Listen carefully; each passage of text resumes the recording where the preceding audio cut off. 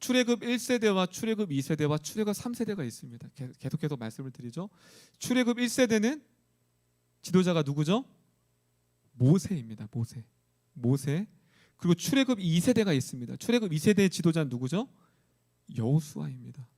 출애굽 1세대를 왜 1세대라고 하죠? 그 말대로 출애굽했을 때 애굽에서 430년을 종살이하고 출애굽했을 때 그 세대를 1세대라고 해요. 그리고 출애굽 2세대는 광야 세대라고 합니다. 광야 세대. 광야에서 무려 이스라엘 백성들이 몇 년간 있었죠? 40년 있었죠. 그렇죠? 40년 동안 있었어요. 그런데 40년 동안 아이가 태어나잖아요. 그렇죠? 그 광야에서 태어난 세대를 가리켜 출애굽 2세대라고 말을 합니다. 그런데 가나안 땅으로 인도하셨어요. 그런데 문제는 가나안 땅에 출애굽 1세대는 다 죽었습니다. 심지어 모세까지도. 근데 유일하게 출애굽 1세대에서 살아남은 사람이 있어요. 여호수아와 갈렙만이 가나안 땅에 들어갔습니다. 이제 오늘 여호수아서는 모세는 이미 죽었어요. 이미 죽고 이제 여호수아가 이제 이스라엘 백성들을 이제 리더가 되어져서 이제 바로 가나안 땅이 바로 앞에 있습니다. 지금 장소는 시딤이라는 거예요. 다시 시딤. 그래서 구약에서는 장소와 시간을 잘 염두에 두시면, 왜냐하면 시딤이라는 장소가 되게 많이 나와요. 시딤이라는 장소에서 이제 가나안 땅으로 넘어가야 되는데 문제는 거기에 무엇이 가로막고 있었을까요? 네. 무엇이 가로막고 있었을까요? 그들을. 괜찮아요. 요로 시작해요. 요. 세린자매. 요단강. 박수 세 번 시작. 틀려도 괜찮아요. 무엇이 가로막고 있었죠? 요단강이 가로막고 있어요. 근데 문제는 요단강은 나중에 성지순례 가보신 분 계세요? 성지순례 가면 요단강 하면 우리는 무슨 큰 한강 같잖아요. 안 그래요. 폭이 되게 좁아요. 그래서 건기때는 그냥 도보로도 갈 수가 있어요. 그런데 문제는 하나님이 언제 건너라고 하냐면 우기 때 건너라고 합니다. 우기 때는 평소에 건기 때는 그냥 건널 수 있는 또랑 같은 곳이 우기 때는 뭐냐면 3m, 5m까지 가요. 거의 헤엄칠 수 갈 수 없는. 근데 하나님이 언제 명령하셨죠? 건기 때 넘으라고 하셨을까요? 아니면 우기 때 건너라고 했을까요? 우기 때 건너라고 하셨습니다. 왜 그럴까요? 왜 하나님은 편안한 길 갈 수 있잖아요, 그냥. 그런데 왜 우기 때 건너라고 했을까요? 여호수아를 보면요, 동사가 되게 많이 나와요. 택하라, 취하라, 순종하라, 가라, 멈춰라. 하나님이 명령을 하세요, 동사로. 그런데 이들은 거기에 순종을 해요. 결국은 여호수아는 요단강과 홍해, 그들이 딱 두 강을 건넜거든요. 물론 홍해는 바다지만 어쨌든 물을 건넌 거잖아요. 딱 두 가지 사건인데 두 개 완전히 대조가 됩니다. 첫 번째, 홍해 바다를 건널 때는 이스라엘 백성이 아무것도 안 했어요. 그냥 지팡이를 내리니까 그냥 갈라졌어요. 그래서 그냥 건넜어요. 그런데 요단강은 달라요. 순종이었어요. 순종. 제사장이 맨 앞에 갑니다. 누가 맨 앞에 가요? 제사장. 뭐를 들고요? 언약궤를 들고. 언약궤는 지난주에 말씀했던 건 하나님의 임재의 상징입니다. 임재의 상징. 언약궤를 제사장들이 가는데 제사장이면 이 강이 발부려요. 하나님 뭔가 좀 이렇게 조금씩 이렇게 확인했을 것 같아요. 물이 좀 줄었나? 넘실넘실하는 거예요. 그때 하나님이 건너 그러는 거예요. 여러분 어떻게 하겠어요? 저 같으면 하나님 조금 천천히 가겠죠. 줄어드는 시간이 그냥 넘치는 거예요. 근데 말씀해 보니까 그들의 발이 요단강을 닿는 순간 물이 그때부터 사라지게 돼요. 할렐루야. 완전 극명한 차이죠. 홍해 바다 때는 아무것도 안 했어요, 이스라엘 백성들이. 그런데 요단강을 건널 때는 순종했어야 돼요. 불가능한 것 같았죠. 그러나 하나님의 말씀을 신뢰함으로 순종할 때 그 첫걸음인 거예요. 순종함을 통하여서 그 강이 갈라지고 이스라엘 백성들이 건너게 됐습니다. 그게 3장 내용이에요. 지금 제가 앞에 서두에 말씀드린 말씀이 3장 내용, 여호수아 3장. 이제 그 3장 다 건넜어요. 이제 끝났어요. 그 다음 오늘 본문의 배경으로 들어갑니다. 자, 그러한 상황에서 1절 한번 볼게요. 1절. 계속해서 4장 계속 여호수아서를 주목하실 때 말씀하시되 상당히 많이 나와요. 오늘도 4장 1절에 똑같이 하나님 말씀하십니다. 뭐라고 말씀하시는지 한번 우리 성도님들 크게 한번 읽어볼게요. 시작.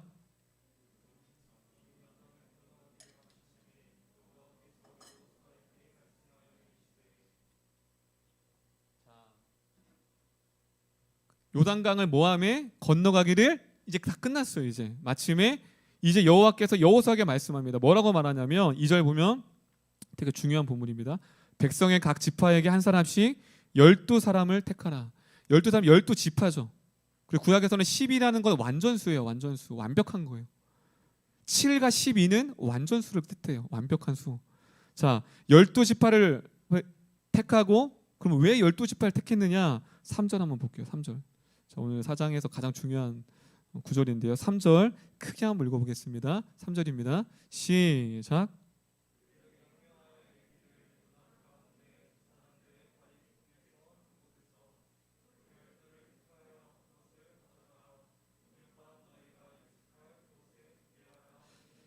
자, 지금 12 뭐를 택하래요? 12 돌을 택하래요. 그리고 뒤에 말씀을 보면 5절에 보면 그것을 메고 오래요. 그래서 학자들은 이 돌이 그냥 들 수 있는 돌이 아니라 20kg에서 30kg. 여기서 몸무게 30kg이신 분이 찬송이? 네, 찬송이 정도 되겠죠? 30kg? 아니에요? 네, 찬송이만한 돌을 한 명씩 들고 오래요. 그리고서 유숙할 그곳에서 기념비를 세우라고 합니다. 12기념비를 돌로 세우라고 말합니다. 자, 12돌 두 군데에서 세웠어요. 하나는 중간에 요단강을 건널 때 중간에 제사장들이 서 있는 그곳 12개. 그리고 강을 다 건너고 그 유숙한 곳, 그걸 이따가 지명을 살펴볼 때 길갈이라는 단어입니다. 길갈. 자, 요단강 전에 있었던 지역이 이름이 뭐였어요? 아까 제가 두 글자 시딤.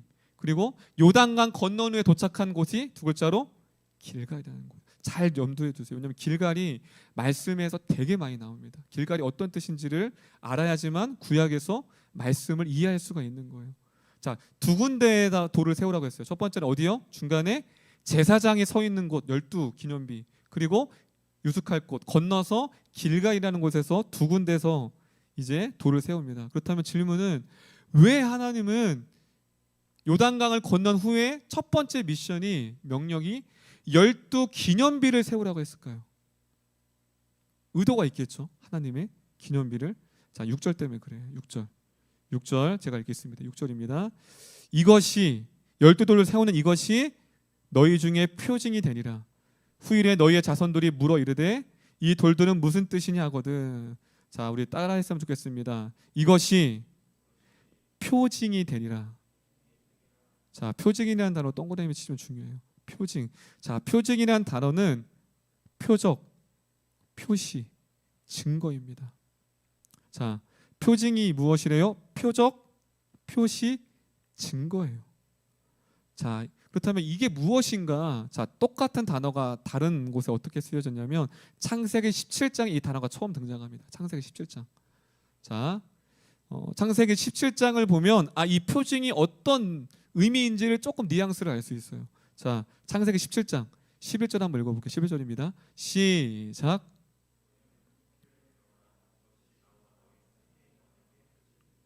자, 여기서도 표징이라는 단어와 똑같은 단어가 쓰여지는데 오트라는 단어예요. 오트, 히브리어 오트. 자, 이것은 할례 있죠.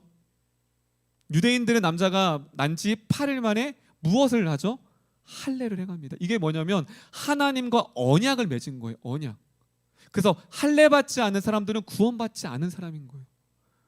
할례가 되게 중요한 거예요. 이스라엘 백성에게는 할례를 받아야만 구원받은 백성.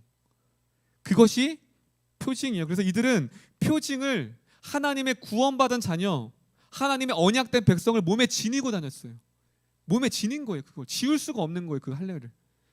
하나님의 백성임을 몸에 지니고 다였다라는 것입니다. 한마디로 이 기념비라는 건 무엇이에요? 하나님과의 언약 백성. 여러분 출애굽이 어떤 의미가 있죠? 다 따라했으면 좋겠습니다. 너는 나의 백성이 되고 나는 너의 하나님이 됨이라.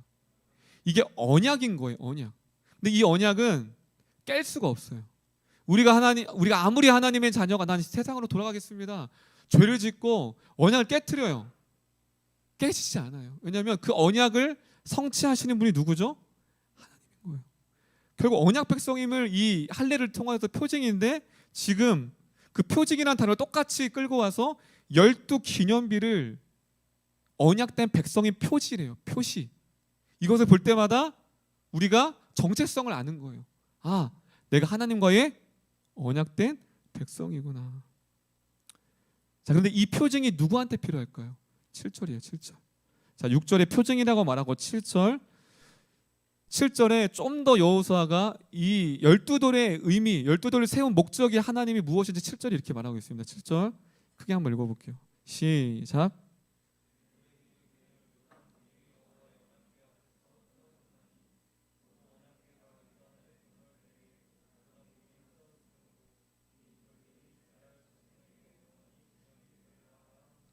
자, 지금 너희 중에 6절에 보면 표징이 되리라 후일 너희의 자손들 후손을 말하는 거예요. 후손들이 이 돌이 무슨 돌입니까? 모르잖아요. 왜냐하면 이 후손은 3세대를 말해요. 출애굽 3세대. 3세대는 홍해 기적도 물의 반석도 아무런 하나님의 기적을 경험하지 않은 세대예요. 하나님을 몰라요. 그렇기 때문에 이 기념비를 세운 목적은 이 출애굽 2세대가 아니라 3세대에게 있다는 거예요. 하나님의 시선이 지금 어디에 머물러 있어요? 하나님을 모르는 자들, 경험하지 못한 자들, 기적을 체험하지 못한 출애굽 3세대를 향하고 있는 거예요. 그 후손들이 이 돌을 보고도 아빠, 이 돌이 뭐예요? 묻는 거예요. 그때 7절이 이렇게 얘기해요. 아들아, 딸아, 이것은 요단물이 여호와의 언약궤 앞에 끊어졌고 그 권능의 하나님께서 요단강을 가르시고 우리를 건너게 하신 하나님의 위대하신 하나님을 7절 하반절에 기념이 되라는 건 히브리어로 기억하다. 그들에게 하나님이 어떠한 하나님인지 자손 세대에게 그 하나님을 증거하라고 이 12돌을 하나님께서 세우셨다라는 사실입니다. 그래서 사장을 보면 하나님의 시선이 지금 어디에 머물러 있냐면 다음 세대, 후세대, 출애굽 3세대. 여러분 여호수아가 수신자가 있잖아요. 수신자.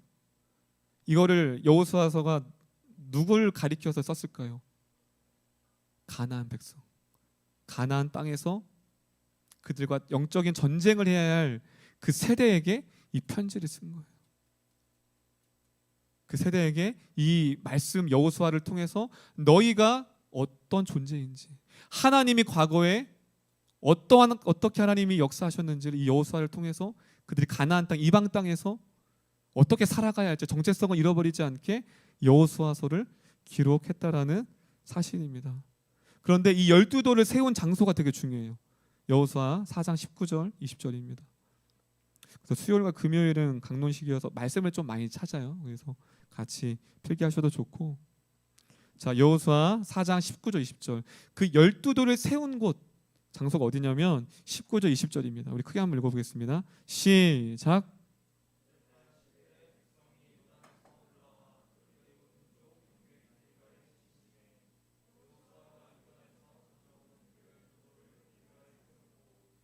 자 어디에 세웠대요? 20절에 보면 12돌 다 같이 12돌을 길갈에 세우고, 자 길갈에 세워서 길갈을 지나가는 모든 자손들마다 기념비를 눈에 보일 거예요. 그렇죠? 사람만한 큰 돌이기 때문에. 그런데 그곳에서 놀라운 일이 일어납니다. 여호수아 5장 2절 3절입니다. 그 길갈이란 장소에서 12돌을 세울 뿐만이 아니라 이스라엘 백성 가운데서도 잊지 못할 사건이 벌어집니다. 여호수아 5장 2절 3절입니다. 제가 읽을게요. 그때 여호와께서 여호수아에게 이르시되 너는 부싯돌로 칼을 만들어 이스라엘 자손들에게 다시 할례를 행하라 하시매 여호수아가 부싯돌로 칼을 만들어 할례산에서 이스라엘 자손에게 할례를 행하니라. 자, 지금 길갈이라는 곳에서 무엇을 행했죠? 할례. 그럼 할례는 한 번 할까요? 두 번 할까요? 세 번 할까요? 한 번 합니다. 여기서 할례를 했다라는 건 무엇이죠? 할례를 받지 않았다라는 거예요. 왜요? 광야 세대예요. 이 세대이기 때문에 그들은 할례를 받지 않았어요. 그래서 그들을 다 할례를 합니다. 그런데 문제는 그 다음이에요. 10절. 왜 할례를 받았느냐? 이것 때문에 그래요. 자, 5장 10절입니다. 5장 10절. 자, 여러분들 한번 읽어보겠습니다. 여호수아 5장 10절 시작.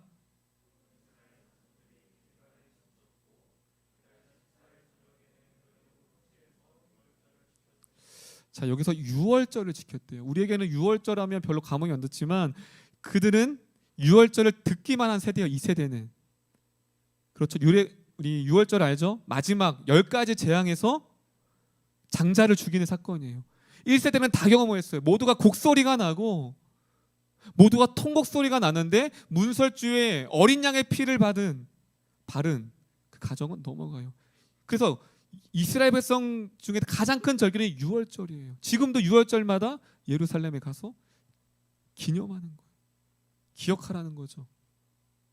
그 예수 그리스도의 피로 말미암아 우리가 구원을 받았다. 근데 지금 출애굽 2세대가 할례를 받고 유월절을 받았어요. 순서가 되게 중요해요. 왜 그러냐면 할례 받지 않으면 유월절을 행할 수가 없어요. 우리가 마치 그거예요. 세례 받지 않으면 성찬식을 못 하잖아요. 그것과 마찬가지예요. 할례를 받아야지만 유월절을 기념을 할 수 있는 거예요. 그렇기 때문에 할례를 행하고 유월절을 행하게 됩니다. 이 역사적인 사건인 거예요. 출애굽 2세대에게. 그리고 길갈이라는 뜻은 그 장소가 중요한데 왜 하나님은 하필 하고 많은 장소에 왜 길갈이라는 장소에 12돌을 세우고 그리고 그곳에서 할례를 만들고 유월절을 지켰을까요? 이스라엘에서 길갈을 잊지 못해요. 12돌을 세운 곳 길갈, 할례를 행한 곳 길갈, 그리고 무엇이에요? 유월절을 처음으로 행했던 길갈. 왜 하필은 길갈일까요? 길갈의 뜻은 다 따라합니다. 굴려보내다, 굴리다, 굴리다라는 뜻이 있어요. 길갈이라는 뜻이. 자, 구슬치기 해보셨어요? 굴리잖아요, 그렇죠? 멀리 보내는 거예요, 멀리. 자, 무엇을 굴릴까요? 자, 5장 9절입니다. 제가 읽을게요. 5장 9절. 5장 9절 제가 읽을게요. 여호와께서 여호와에게 이르시되 내가 오늘 애굽의 수치를 너희에게 떠나가게 하였다 하였으므로 그곳 이름을 오늘까지 길갈이라 하였느니라. 할렐루야. 자, 길갈이라는 뜻이 뭐래요? 굴러가다 뜻이 있는데 무엇을 굴릴까요? 애굽의 수치. 그것은 무엇이냐면 떠나갔느니라. 우리의 죄악, 우리의 더러운 수치, 죄로 말미암아 바다의 멸시와 모든 수치를 이 길갈이라는 땅에서 굴려 보냈다라는 거예요. 할렐루야.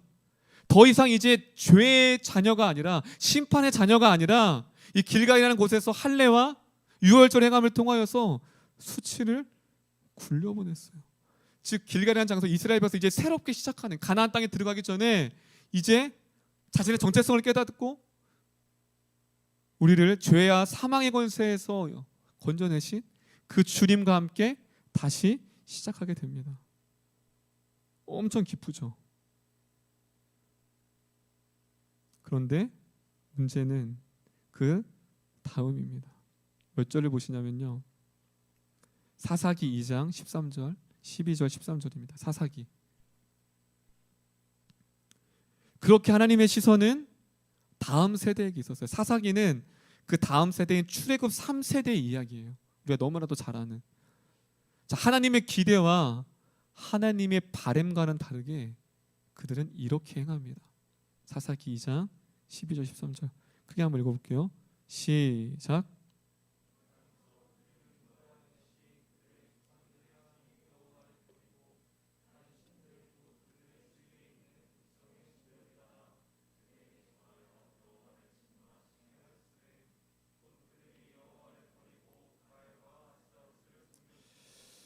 많은 학자들이 성경에서 가장 슬픈 이야기, 가장 원통한 이야기가 사사기라고 말합니다. 그래서 저도 사사기를 설교할 때마다 가슴이 아파요. 지금 사사기자는 12절과 13절의 동일한 단어 여호와를 버린다는 단어를 똑같이 썼습니다. 누구를 버렸대요? 여호와 하나님을 버리고 바알과 아스다롯을 섬겼으므로. 여러분 이 아이들이 누구 아이들이에요? 그 부모 세대가 할례 받은 세대예요. 요단강을 마른 땅으로 걷는 놀라운 기적을 경험한 세대가 부모 세대였어요. 그런데 몇십 년이 지난 것도 아니고 바로 다음 세대, 바로 자녀 세대에 누구를 버리고요? 하나님을 철저하게 버렸습니다. 그리고 영광의 길갈이라는 장소가 어떻게 타락해졌냐면 사사기 3장 19절입니다. 사사기 3장 19절. 하나님의 영광스러웠던 그 길갈의 장소가 이러한 장소로 변하게 됐습니다. 사사기 3장 19절 우리 성도님들이 크게 한번 읽어보겠습니다. 시작.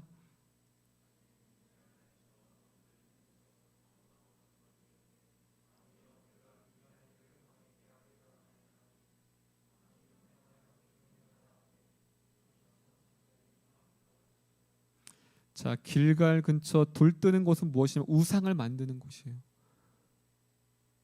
여러분, 여호수아서의 길갈의 의미가 어떤 의미가 있는 줄 안다면 이 사사기를 읽어갈 때 19절에서 멈출 수밖에 없어요. 하나님의 언약된 백성, 그 수치를 굴려보내고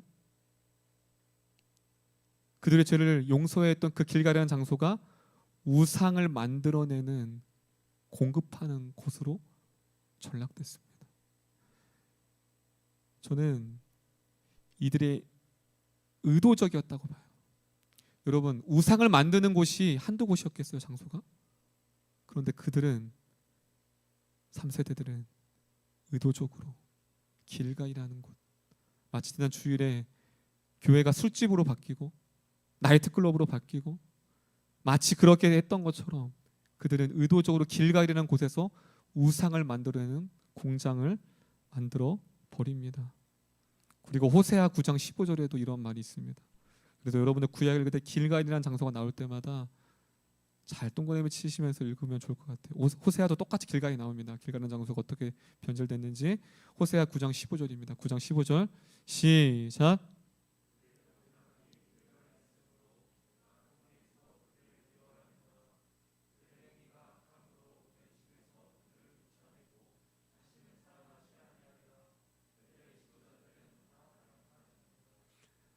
여러분, 호세아에서는 어떻게 변질되죠? 그들의 모든 악이 어디에 있으므로? 길갈에 있으므로. 여러분, 하나님은 얼마나 탄식하셨을까요? 모든 죄악이 교회에 있는 거예요. 오늘날로 말하면 모든 죄악들이 성도들 안에 있는 거예요. 가장 깨끗해야 할 곳, 가장 정결해야 할 곳, 가장 거룩해야 될 교회가, 목회자가, 성도가 모든 악이 거기에 있는 거예요. 지금 길갈이 그곳이에요. 그래서 호세아 당시 길갈은 북이스라엘에서 가장 우상 숭배의 거점이었어요. 어디가요? 길갈이라는 곳이. 그래서 호세아 4장 15절에 하나님께서 너무나도 하고 싶지 않은 말을 하셔야만 합니다. 4장 15절 하나님의 아버지의 마음으로 한번 읽어볼게요. 4장 15절입니다. 시작.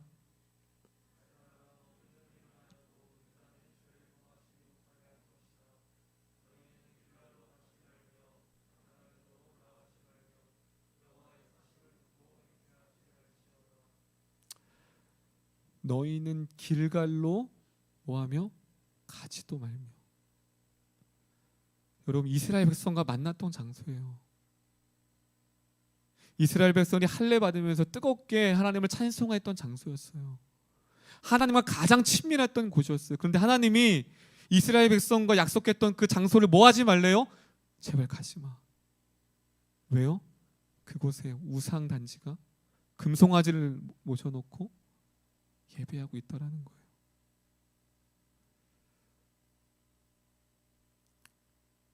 이 여호수아 4장은 우리에게 무엇을 경고하고 있죠? 여러분, 바로 자녀 세대가 그랬어요. 먼 일이 아니에요. 여러분 세대는 어떻습니까? 아니, 세대까지 안 가고 우리를 한번 볼게요. 우리 안에 얼마나 많은 하나님과 만났던 길갈의 장소가 있잖아요. 그런데 우리는 점점점 하나님과 만났던 장소를 잃어버리고 그 안에 우상과 더러움과 세상의 죄악들이 가득 차 있진 않는지요. 그리고 그렇게 무너져가는 세대를 향하여서 애통하지 못하고 원통하지 못하고 이 세대가 무너져가는 것을 눈으로 목도하면서 교회가 무너지는 걸로 목도하면서도 아파하지 않는다면 그것은 그 어떠한 죄악보다 어떠한 행위보다 더 악하지 않을까요? 마지막으로 미가서 6장 5절입니다. 미가서 6장 5절. 미가서 6장 5절을 읽도록 하겠습니다. 미가서 6장 5절입니다. 시작.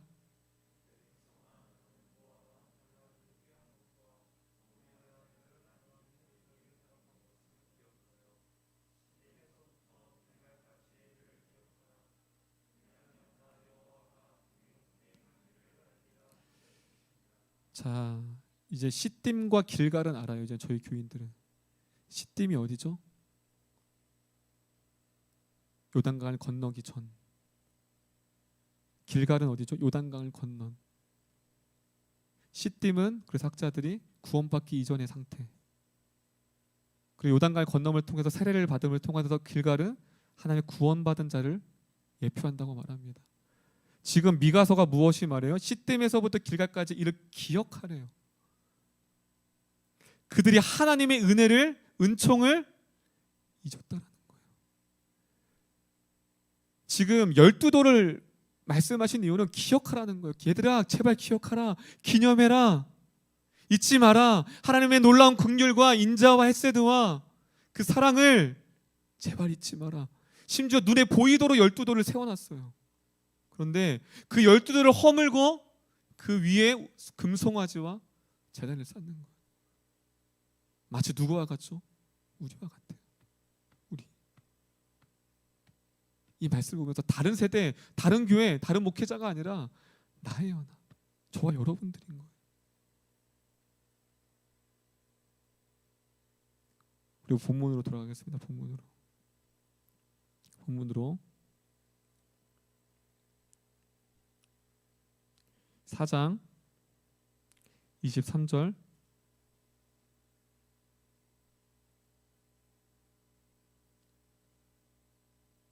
24절입니다. 24절만 읽을게요. 여호수아 4장 24절. 그 4장이 어떻게 마치냐면 이렇게 마칩니다. 이걸 원하셨던 거예요. 결국은. 그런데 그게 사사기에서 철저하게 무너졌습니다. 여호수아 4장 24절입니다. 24절 읽을게요. 시작.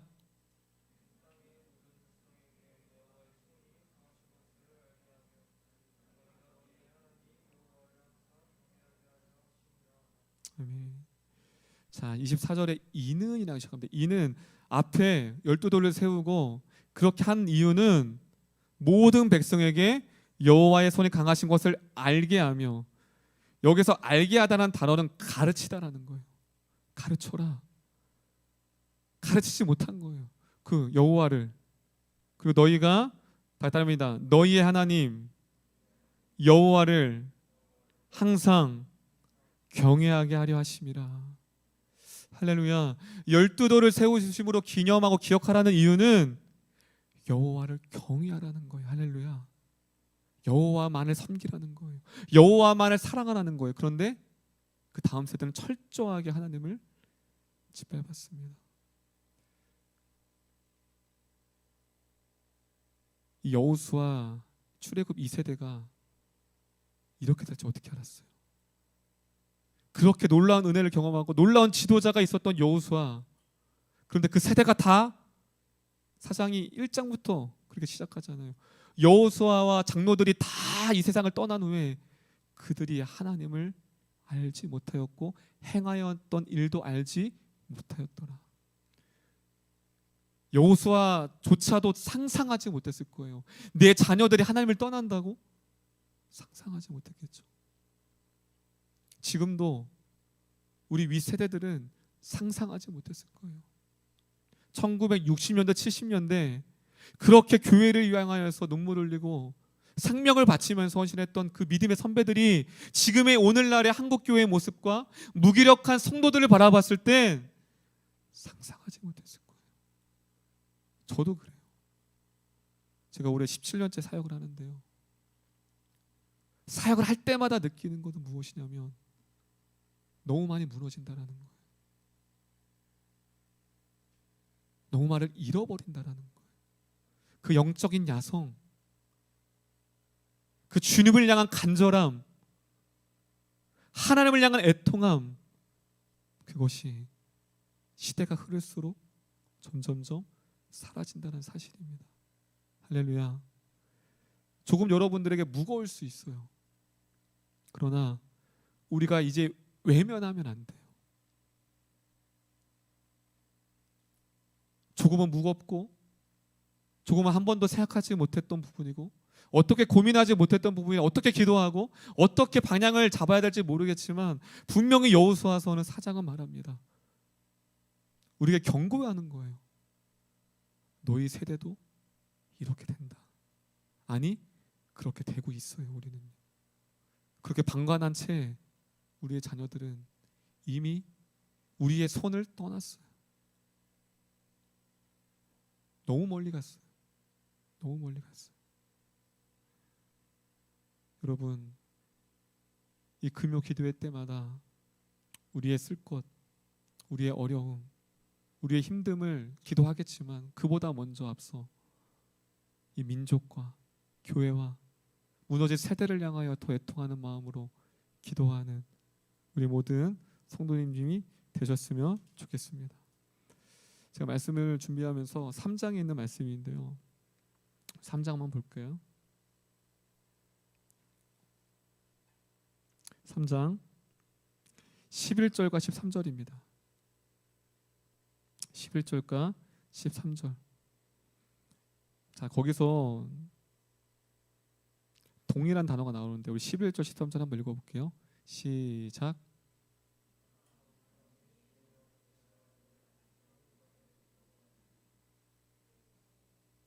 (13절) 시작.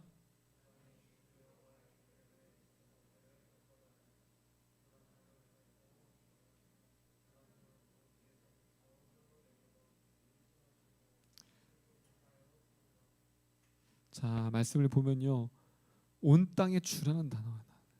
온 땅의 주. 말씀을 쭉 3, 4장마다 5장 쭉 있는데 여기서 눈이 머무는 거예요. 온 땅의 주. 13절에도 온 땅의 주 여호와. 우리가 섬기는 하나님, 그리고 우리의 자녀들에게 가르쳐야 할 그 하나님이 어떤 분이죠? 온 땅의 주인이신 하나님입니다. 할렐루야. 그게 로드십이에요. 주인됨, 그분을 섬기는 것. 그래서 사상인이 이렇게, 가장 슬픈 성경은 이렇게 마칩니다. 그들이 소견대로, 자기의 옳은 대로, 자기의 편의대로 왕이 없었으므로 살아갔더라. 무엇이죠? 왕이신 하나님을 끌어내린 거예요. 왕이신 하나님을 끌어내리고 그 자리에 우리의 탐욕과 우리의 야망과 우리의 죄악이, 내가 그 자리에 앉은 거예요. 오늘날의 회복은 무엇일까요? 온 땅의 하나님, 할렐루야, 만왕의 왕 되신 하나님, 우주 만물을 창조하시고 이 땅의 모든 것의 주인 되신 그 하나님, 그 하나님의 주권을 올려드리는 것, 그것이 저와 여러분의 사명인 줄 믿습니다. 할렐루야. 우리 이름교회가 그 사명이 있는 거예요. 온 땅의 주인 되신 주님, 주님 홀로 영광 받아주시옵소서. 온 땅의 주 창조주이신 그 주님, 그 주님을 내가 높여드리니 다시 한번 이 세대에, 이 젊은 세대를 통해서 하나님의 나라와 하나님의 교회가 온전히 회복되어지는 놀라운 꿈이 여러분 세대 가운데 있기를 소망합니다. 할렐루야. 목사님이 늘 말하죠. 이모 말할 때마다 꼰대가 된 것 같은데, 저는 그 은혜의 물결의 마지막 세대였어요. 제가 중학교 때, 고등학교 때. 저는 그 청년들을 기도를 보고 자랐어요. 그 기도를 뭐 이렇게 울면서 기도하는데 듣고 보니까 다 열방을 구하는 거예요. 열방으로 보내달래요. 내 젊음, 내 시간, 내 생명 다 주님 앞에 드린대요. 저는 그게 당연한 줄 알았어요. 그때는요. 그게 청년 때의 당연한 기도인 줄 알았어요. 그래서 저는 빨리 청년 되고 싶었어요. 너무 멋있어 보이는 거예요. 그 청년 누나들, 형들이 자기 월급 다 모아서 헌금하고 교회를 위해서 저 시골 아울렛 가고 비전 트립 가서 저 중동과 아프리카 땅을 가서 그렇게 사랑을 전하고 오는 거예요. 근데 그 모습이 그렇게 행복해 보일 수가 없었어요. 그 눈물로 세워진, 지금 세워진 수많은 선교제 교회들이 다 그때 세워진 거예요. 그런데 그 소리가 언제부터 없어졌어요. 언제부터 그 기도 소리가 없어졌어요. 내 위로, 내 감정, 내 외로움, 내 진로, 내 힘든 거 하나님을 가둬놨어요. 그 능력을 제한시켜버렸어요. 그 위대하신 하나님, 열방의 주권자 하나님, 그 하나님은 온데간데 없고, 그 하나님을 그저 그냥 내가 마음을 달래고 내 마음을 위로해주는 그러한 작은 하나님으로 전락시켜버렸어요. 저는 계속 기도합니다. 한 사람을 통해 그 기도가 다시 회복되기를 소망합니다. 할렐루야. 이것을 반복하지 않기 위해서 여호수아는 우리에게 메시지를 던집니다. 여러분의 길갈이 어디입니까? 회복되어야 할 길갈, 다시 돌아가야 할 길갈, 다시금 그 길갈에서 여러분을 부르시고 있습니다. 할렐루야. 다시 나오라. 더럽혀진 길갈, 우상으로 뒤덮먹거린 그 길갈을 향하여서 하나님의 마음이 얼마나 무너졌을까요? 오늘날도 교회가 마치 그렇지 않을까요? 우리의 삶의 터전이 마치 그렇게 더럽혀지지 않았을까요? 오늘 이 시간 이 찬양을 올려드릴 때 세상 모든 민족이 구원을 얻기까지 쉬지 않으신 하나님, 그것을 회복하기를 원하고 무너진 곳이 회복되고 보수되어짐으로 다시금 주님의 영광을 바라보는 오늘 이 시간이 될 수 있기를 소망합니다.